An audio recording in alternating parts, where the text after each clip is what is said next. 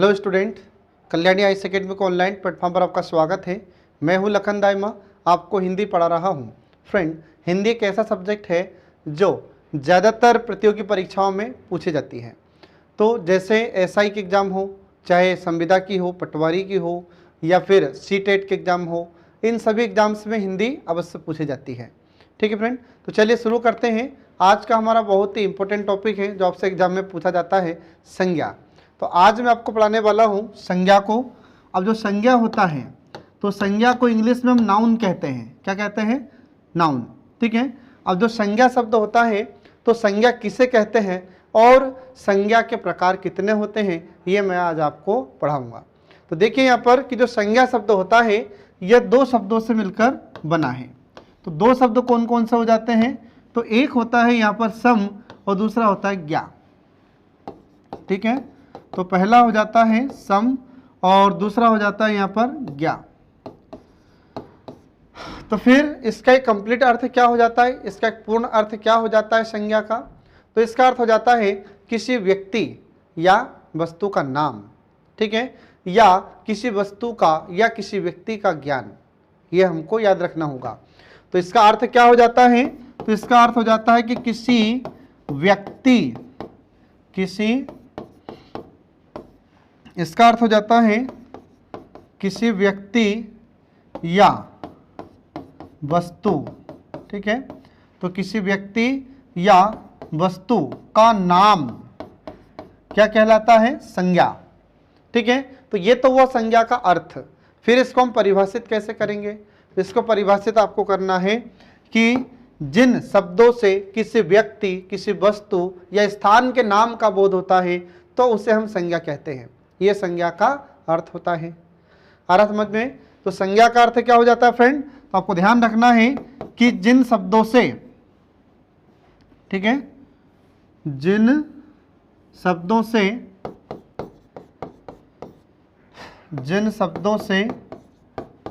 किसी व्यक्ति, जिन शब्दों से किसी व्यक्ति, जिन शब्दों से किसी व्यक्ति, वस्तु या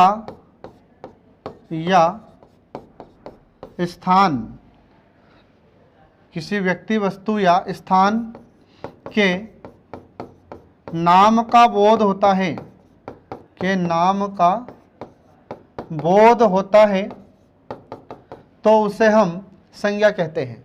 ये संज्ञा का अर्थ होता है। तो संज्ञा किसे कहा जाता है? तो किसी वस्तु, किसी व्यक्ति के नाम का बोध या किसी स्थान के नाम का बोध होता है, तो उसे हम संज्ञा कहते हैं। ये आपको ध्यान रखना होगा फ्रेंड। ठीक है।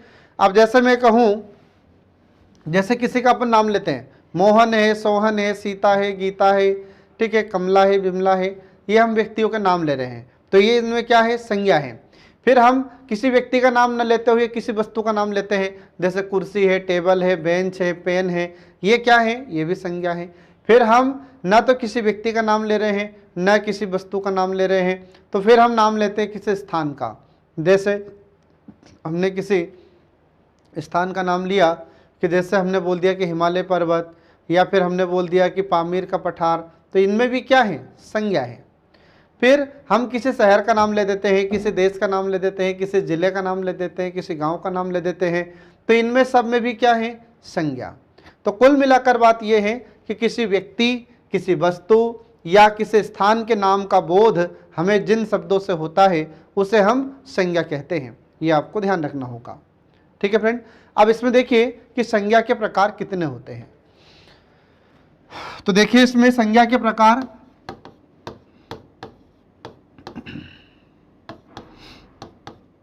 संज्ञा के प्रकार, ठीक है।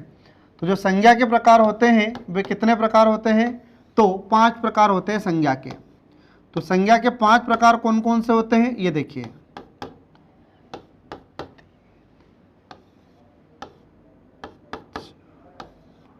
ठीक है। तो 5 प्रकार होते हैं संज्ञा के। कौन कौन से 5 प्रकार होते हैं? तो पहला देखिए इसमें व्यक्तिवाचक संज्ञा, पहला प्रकार हो जाता है व्यक्तिवाचक संज्ञा। फिर इसके बाद में दूसरा हो जाता है जातिवाचक संज्ञा। तीसरा प्रकार हो जाता है भाववाचक संज्ञा, तीसरा प्रकार हो जाता है यहाँ पर भाववाचक संज्ञा, चौथा प्रकार हो जाता है समूहवाचक संज्ञा, समूहवाचक संज्ञा, पांचवा प्रकार हो जाता है द्रव्यवाचक संज्ञा, पांचवा प्रकार हो जाता है द्रव्यवाचक संज्ञा। तो इस प्रकार से हम देखते हैं कि इसके कितने प्रकार होते हैं, तो इसके 5 प्रकार होते हैं संज्ञा के, ये आपको ध्यान रखना होगा। तो एग्जाम में अगर आपसे क्वेश्चन पूछे कि बताइए संज्ञा के कितने प्रकार हैं, तो इसके 5 प्रकार होते हैं फ्रेंड। ठीक है, अब इसमें हम सबसे पहला शुरू करेंगे प्रकार व्यक्तिवाचक संज्ञा। तो देखिए इसमें व्यक्तिवाचक संज्ञा किसे कहते हैं, ये देखिए अब आप। तो पहला प्रकार हम शुरू करते हैं व्यक्तिवाचक संज्ञा। पहला प्रकार है यहाँ पर व्यक्तिवाचक संज्ञा। अब व्यक्तिवाचक संज्ञा किसे कहते हैं, ये देखिए व्यक्तिवाचक संज्ञा। ठीक है, अब व्यक्तिवाचक संज्ञा किसे कहते हैं, तो जिन संज्ञा शब्दों से किसी एक व्यक्ति या किसी एक स्थान या किसी एक वस्तु के बारे में पता चलता है तो उसे हम व्यक्तिवाचक संज्ञा कहते हैं। आ रहा समझ में। तो व्यक्तिवाचक संज्ञा क्या होती है, किसे कहा जाता है व्यक्तिवाचक संज्ञा, तो जिन संज्ञा शब्दों से, ये आपको ध्यान रखना होगा फ्रेंड, तो जिन संज्ञा शब्दों से किसी एक व्यक्ति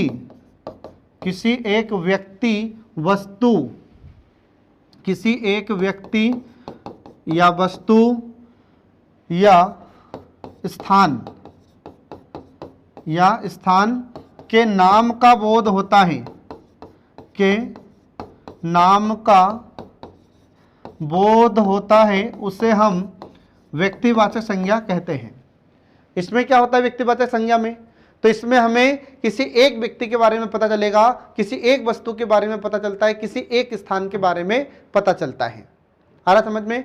तो अब देखिए इसमें एक व्यक्ति के बारे में कैसे पता चलेगा, तो कुछ उदाहरण में यहाँ पर आपको बताता हूँ, कुछ उदाहरण यहाँ पर देखिए। ठीक है, तो कुछ उदाहरण में यहाँ पर हमने बोला जैसे व्यक्तियों के नाम, शुरू से यही शुरू करते हैं अपन। तो जैसे हमने बोला यहाँ पर व्यक्तियों के नाम हम लेते हैं। ठीक है, व्यक्तियों के नाम हमने लिया यहाँ पर, तो व्यक्तियों के नाम हमने लिया यहाँ पर जैसे महेश, सुरेश, गणेश। ठीक है, महेश, दिनेश, गणेश, महेश, दिनेश, इसके बाद फिर गणेश है। ठीक है, फिर इसके बाद में हम ऐसे बोल देते हैं मोहन है, सोहन है, राम है आदि। आ रहा समझ में। तो हमने यहाँ पर व्यक्तियों के नाम लिए, तो व्यक्तियों के नाम लिए हमने महेश, दिनेश, गणेश, मोहन, फिर सीता, गीता, कमला, बिमला और भी कई नाम। आ रहा समझ में। तो जब हमने ये नाम लिए हैं तो इससे हमें सिर्फ एक व्यक्ति के बारे में पता चल रहा है। हमने बोला कि महेश इधर आओ, तो महेश मतलब सिर्फ एक व्यक्ति की बात हम यहाँ पर कर रहे हैं।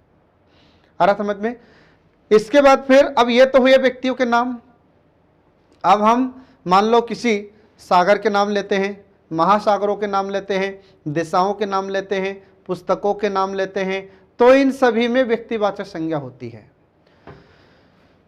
जैसे देखिए यहाँ पर अब आगे मैं लिखता हूं कि जैसे पुस्तकों के नाम, जैसे हमने लिखा यहाँ पर पुस्तकों के नाम।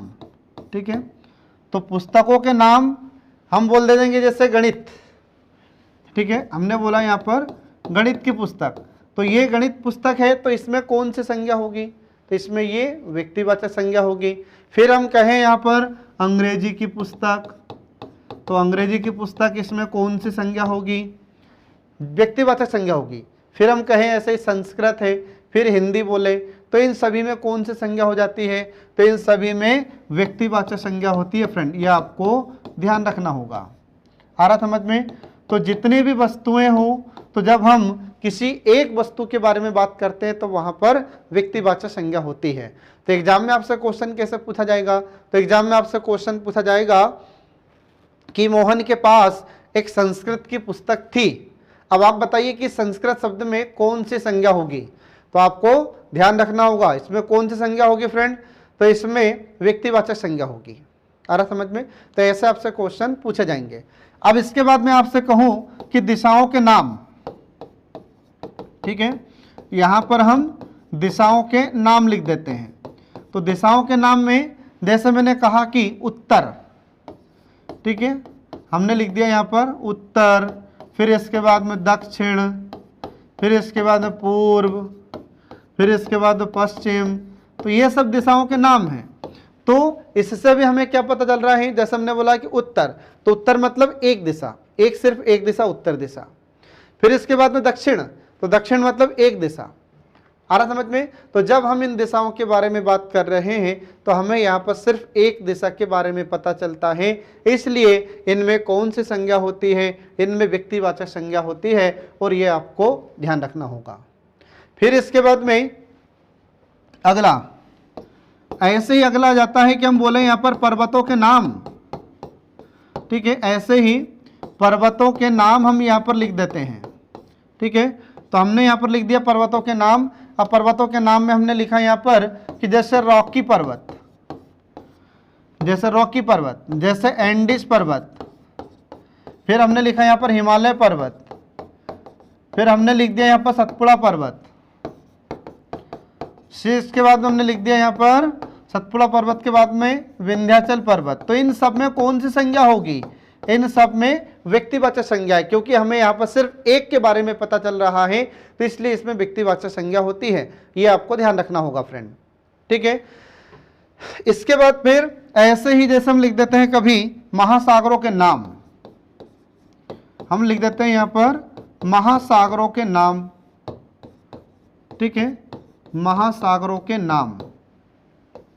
तो यहाँ पर महासागरों के नाम हमने लिखे, तो हम जब किसी एक महासागर का नाम लेंगे, जैसे हमने लिया नाम हिंद महासागर, जैसे हमने बोला प्रशांत महासागर, हमने बोला अटलांटिक महासागर, आर्कटिक महासागर, तो इनमें कौन सी संज्ञा है? इनमें व्यक्तिवाचक संज्ञा है, आपको ध्यान रखना होगा। तो हमने लिख दिया यहाँ पर प्रशांत महासागर, क्या लिख दिया यहाँ पर? प्रशांत महासागर। तो इसमें कौन सी संज्ञा है? इसमें व्यक्तिवाचक संज्ञा होगी। हमने लिख दिया यहाँ पर अटलांटिक महासागर, अटलांटिक महासागर, तो इसमें कौन सी संज्ञा है? व्यक्तिवाचक संज्ञा है।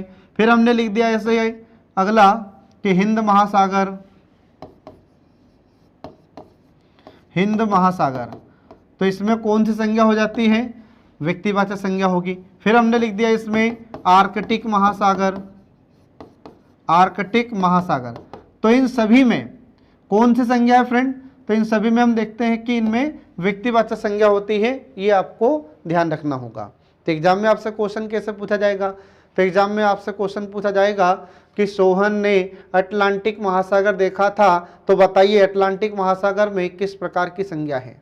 तो आपको बताना होगा व्यक्तिवाचक संज्ञा है, ठीक है।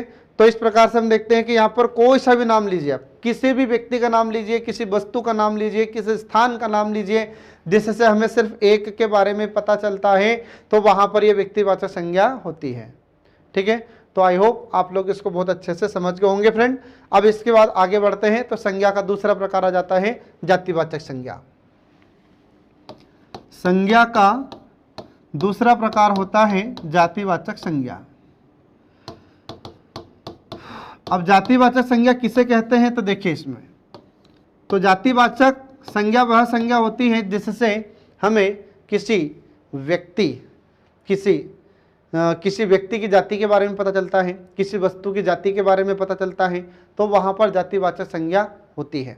या सीधे सरल शब्दों में आप इसे याद रख सकते हैं कि जिन संज्ञा शब्दों से एक ही प्रकार की वस्तु या व्यक्तियों के बारे में हमें पता चलता है, तो हम उसे जातिवाचक संज्ञा कहते हैं।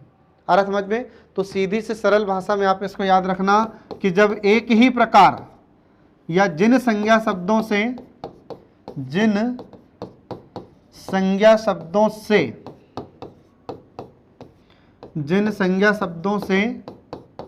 एक ही प्रकार,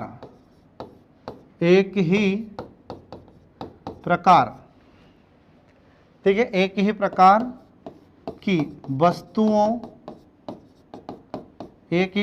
की वस्तुओं, ठीक है, इसके बाद व्यक्तियों या स्थानों का बोध होता है, या स्थानों का बोध होता है। तो इसमें आपको ध्यान रखना होगा। तो जब हम इसमें कुछ ऐसे शब्दों का प्रयोग करते हैं जिनसे हमें एक ही प्रकार की वस्तुओं के बारे में, व्यक्तियों के बारे में, जातियों के बारे में पता चलता है, तो वहाँ पर ये व्यक्ति जातिवाचक संज्ञा होती है। अब हमें यहाँ पर किसी एक के बारे में पता नहीं चलेगा। आ रहा समझ में? हम बोलेंगे जैसे लड़का, अब लड़का कौन सा? लड़का जातिवाचक शब्द है, तो हमने यहाँ पर बोल दिया। उदाहरण देखिए यहाँ पर, अब आप उदाहरण है यहाँ पर, जैसे हमने लिखा कि पर्वत। क्या लिखा हमने यहाँ पर? हमने लिखा यहाँ पर पर्वत। तो पर्वत में हमें पर्वत की जाति समझ में आती है कि पर्वत है, लेकिन क्या किसी एक पर्वत के बारे में पता चल रहा है क्या? नहीं। तो हमें यहाँ पर सिर्फ पर्वत की जाति समझ में आ रही है, लेकिन हमें ये पता नहीं चल रहा कि कौन सा पर्वत, हिमालय पर्वत, रॉकी पर्वत, एंडीज पर्वत, आल्प्स पर्वत, कौन सा पर्वत। तो हमें यहाँ पर किसी का नाम पता चल रहा है क्या?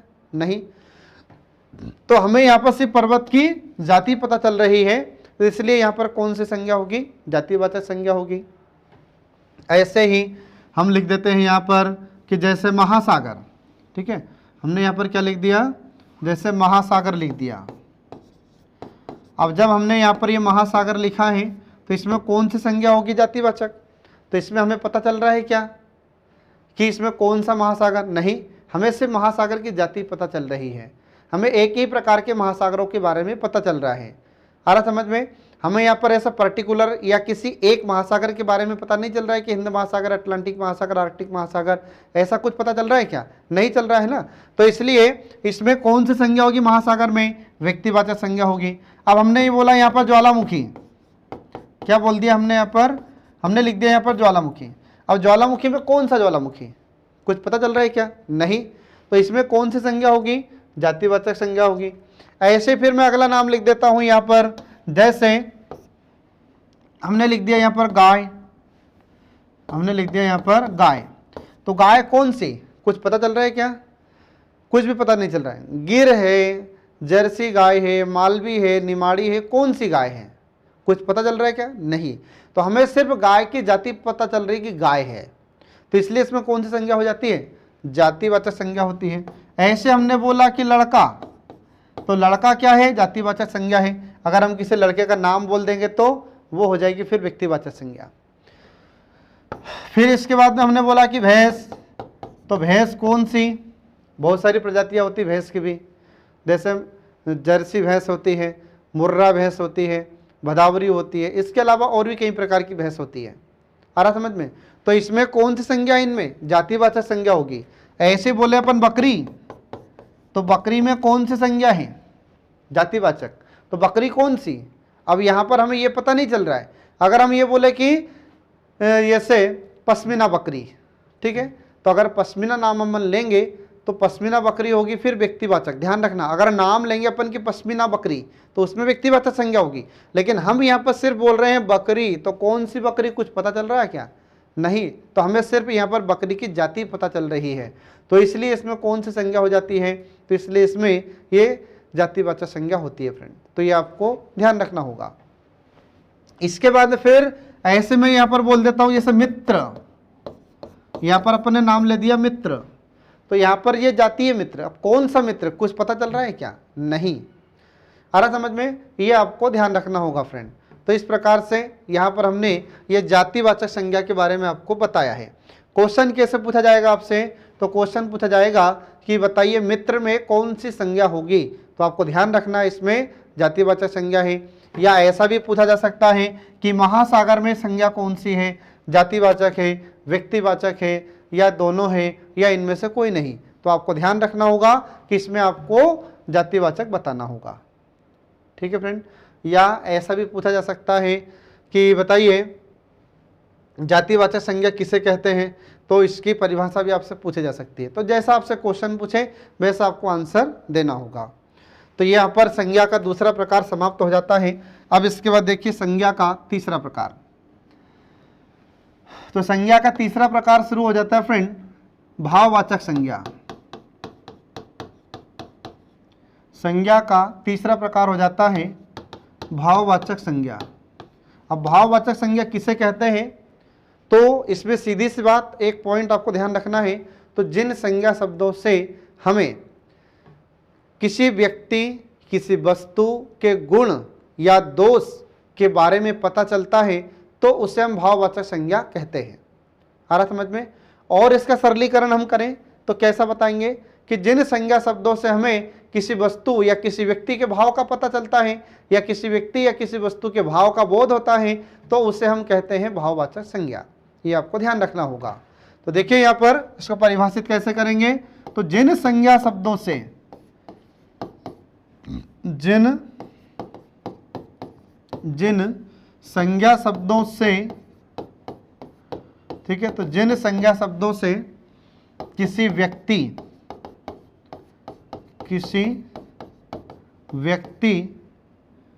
या वस्तु के गुण दोष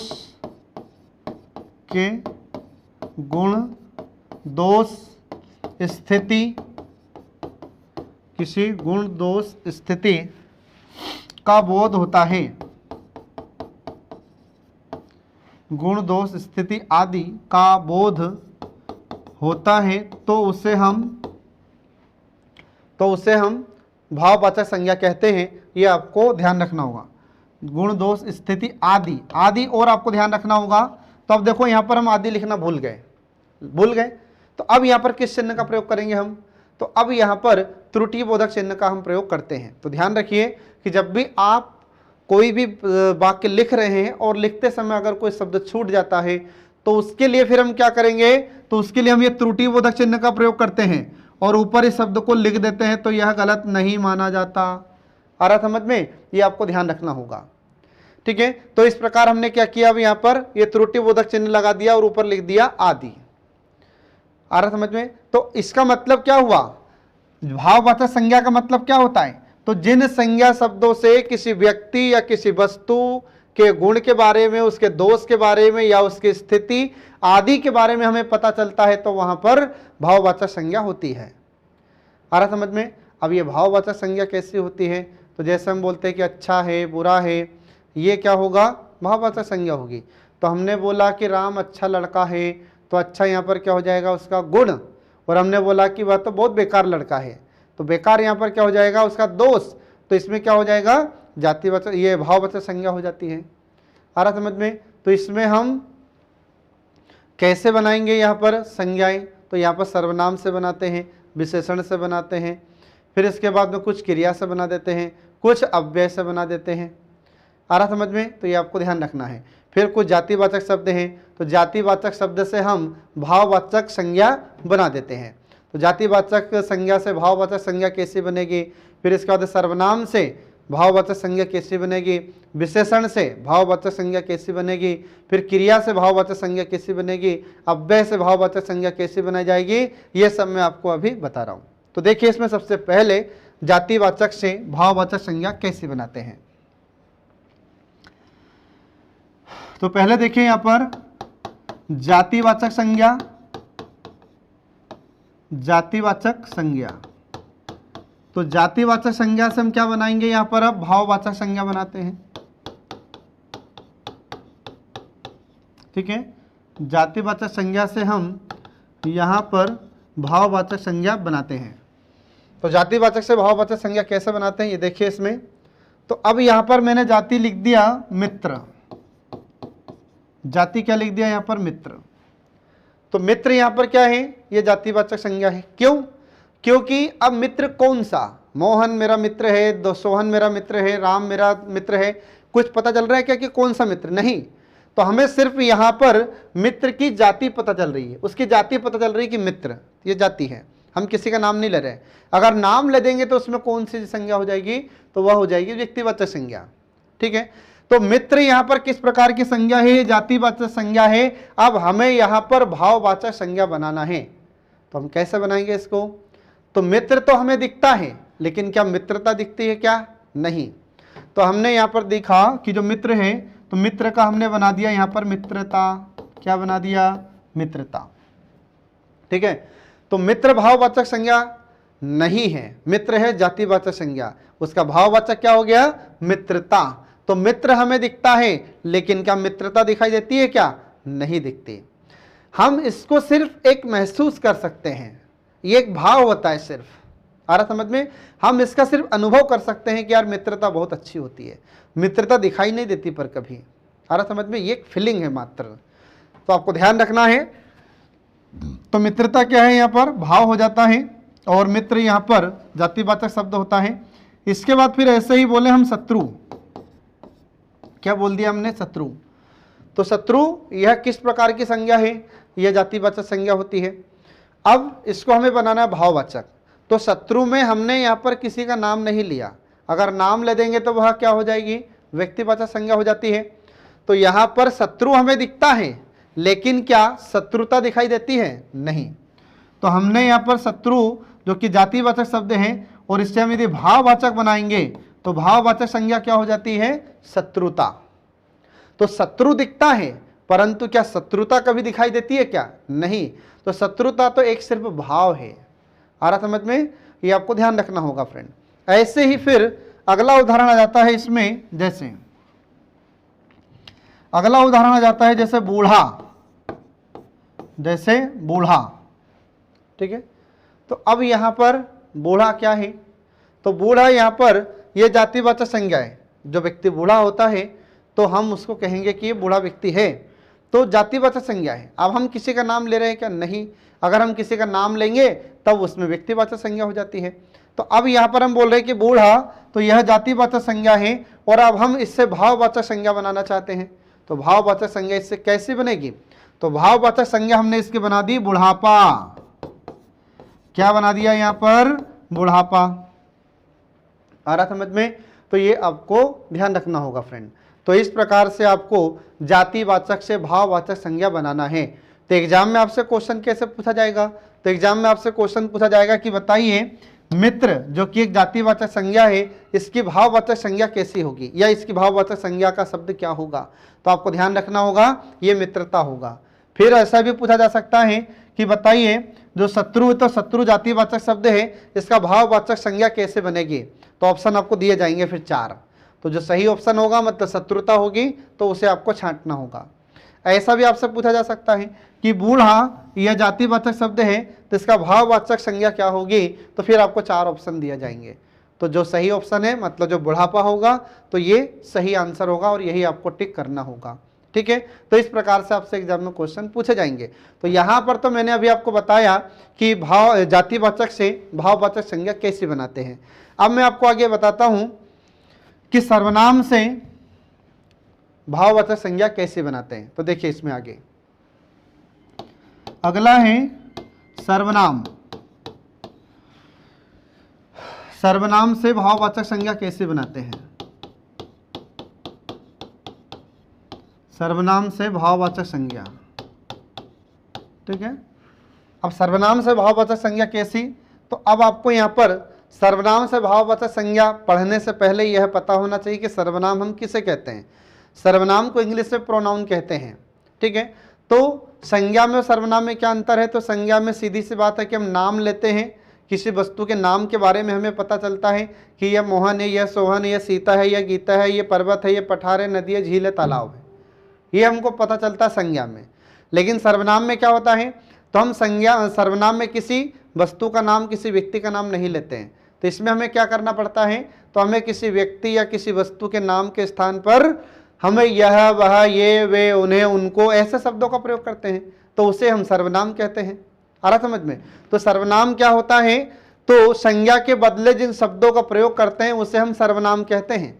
तो सर्वनाम में यह, ये, वे, उन्हें, उनको, अपना, अपनी, मेरा, मेरी, तुम्हारा, तुम्हारी, तुम्हें, तुमको, ये इस प्रकार के जितने भी शब्द होते हैं ये सब क्या होते हैं, सर्वनाम होते हैं, ठीक है फ्रेंड। अब यहाँ पर देखिए, तो सर्वनाम में यहाँ पर एक उदाहरण मैं आपको बताता हूं कि जैसे अपना, अपना, ठीक है। तो यहाँ पर अपना क्या है, अपना है यहाँ पर सर्वनाम। अब हम इसका बनाना चाहते हैं भाववाचक संज्ञा। तो भाववाचक संज्ञा इसकी कैसे बनेगी, तो अब देखिए यहाँ पर भाववाचक संज्ञा होगी इसकी अपनापन। क्या हो जाएगा, अपनापन, या इसी को हम अपनत्व भी कहते हैं। क्या कहते हैं, तो दोनों इसके लिए उपयुक्त हैं, अपनापन भी और अपनत्व भी। तो ये क्या है, अपनापन, एक भाव है। जैसे हम कहते हैं कि यार कभी कभी तो आप अपनापन दिखाया करो, आप हमेशा परायापन दिखाते हो, तो बोलते हैं कि नहीं अपन। तो अपनापन मतलब यहाँ पर क्या है, एक ये भाव है फ्रेंड, ठीक है। इसके बाद फिर ऐसे ही अपन देखते हैं ऐसा मम, ऐसे ही अगला सर्वनाम आ जाता है मम। मम मतलब मेरा। अब इसका हम भाववाचक यदि बनाना चाहते हैं तो इसका भाववाचक क्या हो जाएगा, तो इसका भाववाचक हो जाएगा ममता। क्या हो जाएगा, ममता या ममत्व, ये आपको ध्यान रखना होगा फ्रेंड। तो ऐसे आपको इसमें भाववाचक बनाना है। तो एग्जाम में आपसे क्वेश्चन पूछा जाएगा कि बताइए कि जो अपना सर्वनाम है तो इससे आप भाववाचक संज्ञा क्या होगी इसकी, या इसका भाववाचक कैसे बनाएंगे आप। तो हमको अपना का क्या बनाना है भाववाचक, इसका हो जाएगा अपनापन या अपनत्व। ये इसके दोनों ही सही होते हैं, ये आपको ध्यान रखना होगा। अब इसके बाद फिर अगला देखिए, तो ये तो हुए सर्वनाम से भाववाचक। अब इसके बाद देखिए विशेषण से भाववाचक कैसे बनेगा। अब देखिए यहां पर विशेषण से भाववाचक, तो विशेषण से भाववाचक संज्ञा कैसे बनेगी ये देखिए। अब यहां पर इसको पढ़ने से पहले, विशेषण को पढ़ने से पहले आपको यह पता होना चाहिए कि हम विशेषण किसे कहते हैं। तो विशेषण को इंग्लिश में एडजेक्टिव कहते हैं। मतलब कि जब संज्ञा और सर्वनाम की विशेषता बताई जाती है तो जिन शब्दों के द्वारा हमें संज्ञा और सर्वनाम की विशेषता के बारे में पता चलता है या उसके गुण दोष उसकी स्थिति के बारे में हमें पता चलता है तो उसे हम विशेषण कहते हैं। आ रहा समझ में कैसे। तो हमने बोला कि मोहन अच्छा लड़का है, तो अच्छा यहाँ पर क्या होगा, विशेषण होगा। हमने कहा कि मोहन बुरा लड़का है, तो बुरा यहाँ पर क्या हो जाएगा, विशेषण हो जाएगा। आ रहा समझ में। हमने बोला कि पत्ती हरी है, तो हरी यहाँ पर क्या हो जाएगी, विशेषण। ऐसे हमने बोला कि कोयला का रंग काला होता है या कोयला काला होता है, तो काला यहाँ पर क्या हो जाएगा, विशेषण हो जाएगा। आ रहा समझ में। तो इस प्रकार से आपको ध्यान रखना होगा विशेषण के बारे में। तो अब यहाँ पर कुछ विशेषण हम यहाँ पर देखते हैं और उससे भाववाचक बनाते हैं। तो हमने लिख दिया यहाँ पर जैसे भला, तो भला यहाँ पर क्या है, विशेषण है। और इसका फिर भाववाचक संज्ञा कैसे बनेगी, तो भाव इसका हो जाएगा भला का भलाई। क्या हो जाएगा, भला का भलाई हो जाती है। इसके बाद फिर अगला आ जाता है जैसे बुरा। बुरा, तो बुरा का यदि हम भाववाचक बनाएंगे तो क्या हो जाएगा, तो बुरा का हो जाएगा बुराई। तो बुराई ये क्या है, ये एक भाव है, ये बुराई। आ रहा समझ में। अब इसके बाद फिर ये क्या है, तो ये विशेषण है। भला विशेषण है, बुरा विशेषण है। आ रहा समझ में, ये आपको ध्यान रखना होगा। इसके बाद फिर ऐसे ही अच्छा। अच्छा, तो अच्छा का भाववाचक क्या हो जाएगा, तो अच्छा का हो जाता है अच्छाई। अच्छा का भाववाचक क्या हो जाएगा, अच्छाई हो जाता है। ये आपको ध्यान रखना होगा फ्रेंड। तो एग्जाम में आपसे क्वेश्चन कैसे पूछेगा, तो एग्जाम में उदाहरण आपको दिए जाएंगे ऐसे। तो एग्जाम में आपसे कहा जाएगा कि बताइए जो बुरा शब्द है, तो बुरा यह विशेषण है, तो इसकी भाववाचक संज्ञा कैसे बनाएंगे आप। तो ऑप्शन आपको दिए जाएंगे 4, ठीक है। तो फिर ऑप्शन दिया जाएगा बुराई है, और अन्य प्रकार से 3 ऑप्शन आपको दिए जाएंगे। तो फिर आपको बुराई सही आंसर लगाना होगा, ये आपको ध्यान रखना होगा फ्रेंड, ठीक है। तो इस प्रकार से हमने यहाँ पर आपको ये विशेषण से भाववाचक संज्ञा बनाकर बताई। अब इसके बाद आगे देखिए क्रिया से भाववाचक कैसे बनाते हैं। आगे देखिए क्रिया, क्रिया से भाववाचक संज्ञा कैसे बनाई जाती है, ये देखिए। अब यहां पर क्रिया किसे कहते हैं, क्रिया इसको इंग्लिश में वर्ब कहते हैं। तो क्रिया का मतलब होता है कि जिन शब्दों से किसी कार्य का होना या किसी कार्य के करने का बोध होता है तो उसे हम क्रिया कहते हैं। आ रहा समझ में। जैसे पढ़ना है, पढ़ना, लिखना, सोना, गाना, रोना, हंसना, चिल्लाना, बैठना, ये सब क्या है, क्रिया है। तो इससे हमें किसके बारे में पता चलता है, तो इससे हमें किसी भी काम के होने के बारे में पता चलता है, किसी कार्य के करने के बारे में पता चलता है। तो हमने बोला कि मोहन पढ़ता है, तो पढ़ता है ये भी क्या है, उसका एक कार्य है। हमने बोला कि बच्चा खाना खा रहा है, तो खाना खा रहा है, तो खा रहा है यहाँ पर क्या हो गई, क्रिया हो जाती है। तो इससे भी हमें उसके किसी भी कार्य के करने के बारे में पता चलता है। तो ये होती है क्रिया।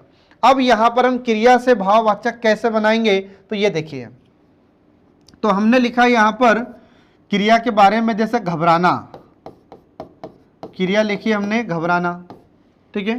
तो क्रिया यहां पर क्या है, घबराना है। अब इसका हम भाववाचक बनाएंगे, तो भाववाचक क्या हो जाएगी इसकी, भाववाचक इसकी संज्ञा हो जाती है घबराहट। क्या हो जाएगा, घबराहट। तो घबराहट क्या है, ये भाववाचक संज्ञा है। इसको हम फील करते हैं, इसको हम अनुभव करते हैं, एक भाव है घबराहट। इसके बाद फिर अगला आ जाता है दूसरा शब्द। तो दूसरा शब्द यहां पर आ जाता है जैसे चढ़ना। क्या है, चढ़ना, ठीक है। तो चढ़ना यहां पर क्रिया है, और इसका भाववाचक क्या हो जाएगा, तो इसका भाववाचक हो जाएगा चढ़ाई। आ रहा समझ में, चढ़ाई। चढ़ाई क्या हो जाएगा, ये भाववाचक शब्द होता है। इसके बाद फिर ऐसे ही अगला शब्द आ जाता है चिल्लाना। अगली क्रिया है यहां पर चिल्लाना। तो चिल्लाना यहां पर क्रिया है, और इसका भाववाचक बनाएंगे तो क्या हो जाएगा, तो इसका भाववाचक हो जाता है चिल्लाहट। क्या हो जाएगा, चिल्लाहट। तो ये आपको ध्यान रखना होगा फ्रेंड। तो ऐसे एग्जाम में आपसे क्वेश्चन पूछे जाएंगे। तो क्वेश्चन आपसे पूछा जाएगा कि घबराना यहाँ पर क्रिया है, तो इसकी भाववाचक संज्ञा क्या होगी, तो ये आपको ध्यान रखना होगा। या उल्टा पूछा जा सकता है कि घबराहट यहाँ भाववाचक संज्ञा है, तो बताइए इसका क्रिया रूप क्या होगा, तो ये आपको बताना पड़ेगा घबराना। ठीक है फ्रेंड। तो इस प्रकार से हम देखते हैं कि यहाँ पर ये क्रिया से भाववाचक भी समाप्त हो जाता है। अभी ध्यान रखिएगा, अभी कौन सा प्रकार चल रहा है, ये अभी तीसरा प्रकार चल रहा है, भाववाचक संज्ञा। संज्ञा का तीसरा प्रकार चल रहा है भाववाचक संज्ञा फ्रेंड, ये आपको ध्यान रखना है। अब इसके बाद आगे देखिए अव्यय। तो अव्यय से भाववाचक कैसे बनाते हैं,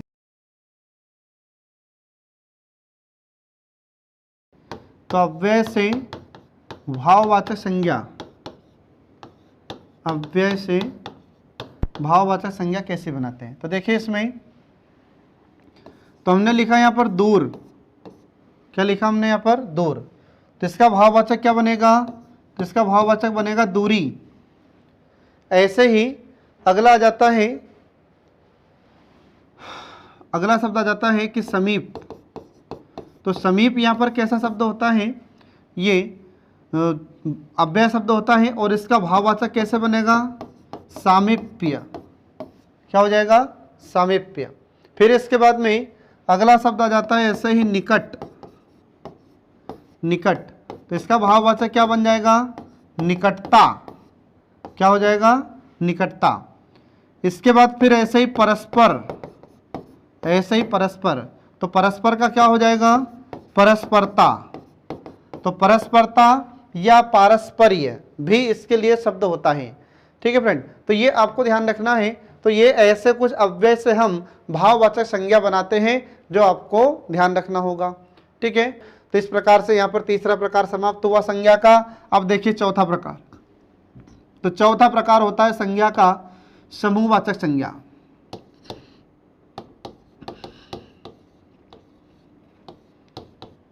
चौथा प्रकार हो जाता है समूहवाचक संज्ञा।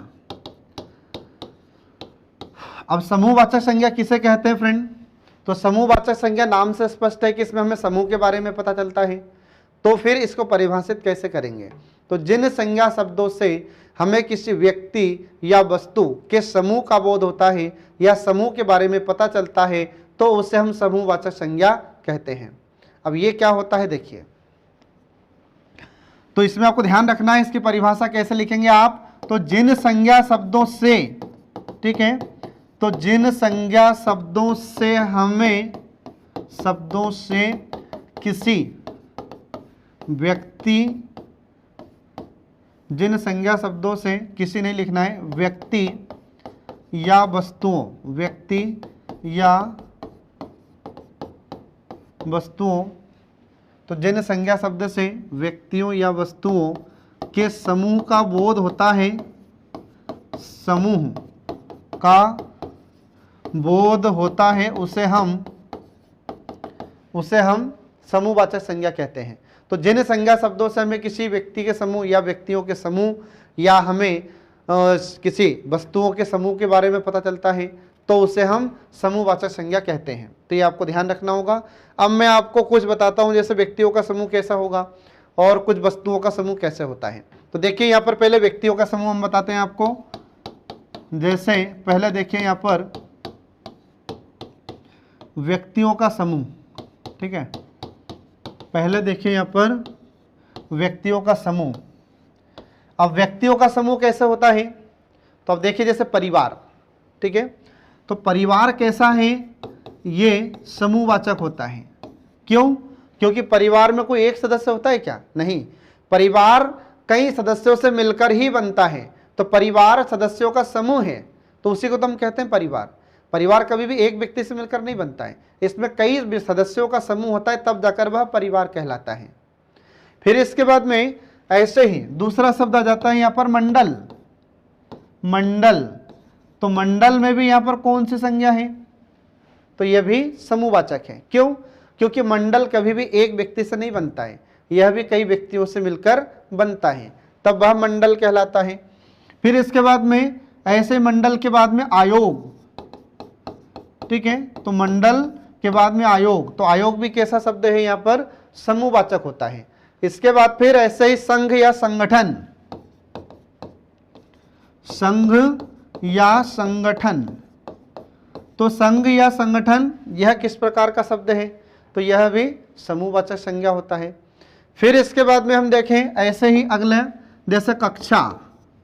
तो कक्षा क्या है, तो कक्षा यहाँ पर ये स्टूडेंट या विद्यार्थियों का संगठन होता है, विद्यार्थियों का समूह होता है, तो इसे हम कहते हैं समूहवाचक संज्ञा। तो एग्जाम में आपसे क्वेश्चन पूछा जा सकता है कि बताइए कक्षा में कौन सी संज्ञा होगी, तो आपको ऑप्शन दिया जाएगा जातिवाचक, समूहवाचक या इनमें से कोई नहीं, तो आपको बताना होगा समूहवाचक संज्ञा होगी।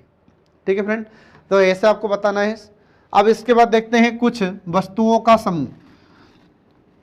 अगला जाता है, अगला देखिए यहाँ पर वस्तुओं का समूह। तो वस्तुओं का समूह, इसमें कौन सी संज्ञा होती है, तो समूहवाचक संज्ञा होगी। तो कौन कौन से वस्तुओं का समूह, तो जैसे हम बोल देते हैं कभी गुच्छा, जैसे हमने बोल दिया यहाँ पर गुच्छा, ठीक है। अब गुच्छा कौन सा, तो किसी का भी गुच्छा हो सकता है, केले का गुच्छा हो सकता है, अंगूर का गुच्छा हो सकता है, या और अन्य वस्तुओं का कोई गुच्छा हो सकता है।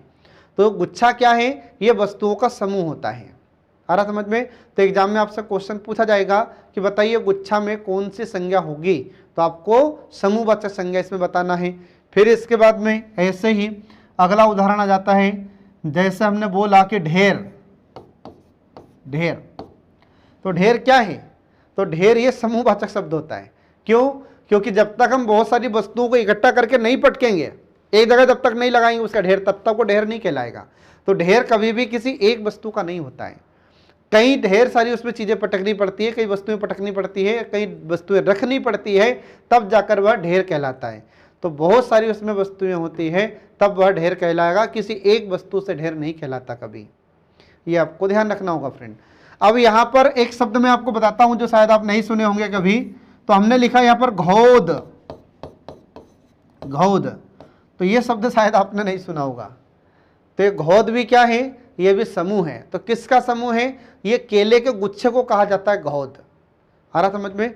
जो केले का गुच्छा होता है, आप याद रखिएगा इसको, तो केले का गुच्छा, ठीक है, केले का गुच्छा, ये क्या कहलाता है, ये कहलाता है घौद। ठीक है, तो इनमें सब में कौन सी संज्ञा होगी, तो इन सभी में समूहवाचक संज्ञा होती है, ये आपको ध्यान रखना होगा फ्रेंड। ठीक है, तो इस प्रकार से यहाँ पर ये समूहवाचक संज्ञा भी समाप्त हो जाती है। तो एग्जाम में आपसे जैसा क्वेश्चन पूछे वैसा आपको आंसर देना होगा। ठीक है, अब इसके बाद देखिए संज्ञा का पांचवा प्रकार। तो संज्ञा का पांचवा प्रकार होता है द्रव्यवाचक संज्ञा। यहां पर देखिए अब इसका संज्ञा का पांचवा प्रकार द्रव्यवाचक संज्ञा। ठीक है, द्रव्यवाचक संज्ञा। अब देखो यहां पर ये द्रव्य है न कि द्रव। ठीक है, तो यहां पर जो द्रव्य होता है इसका अर्थ क्या है, एक द्रव्य होता है और एक द्रव होता है। तो ये द्रव्य का मतलब होता है पदार्थ, ये क्या हो जाएगा पदार्थ।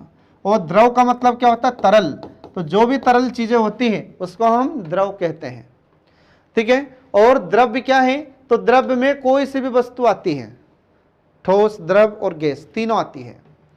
लेकिन जो द्रव होता है तो द्रव में से तरल चीजों को ही शामिल किया जाता है, जैसे तेल है, घी है, पानी है, ये सब क्या है, सब तरल चीजें होती है।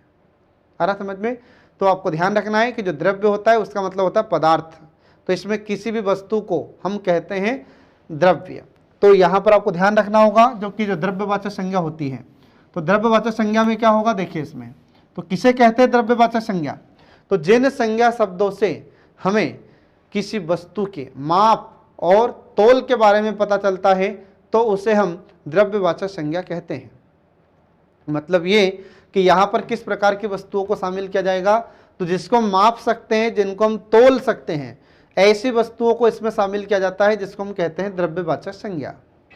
आ रहा समझ में। तो सीधा सा सरल भाषा में आपको याद रखना है, तो जिन संज्ञा शब्दों से हमें, जिन संज्ञा शब्दों से, तो आपको ध्यान रखना है इसमें कि जिन संज्ञा शब्दों से हमें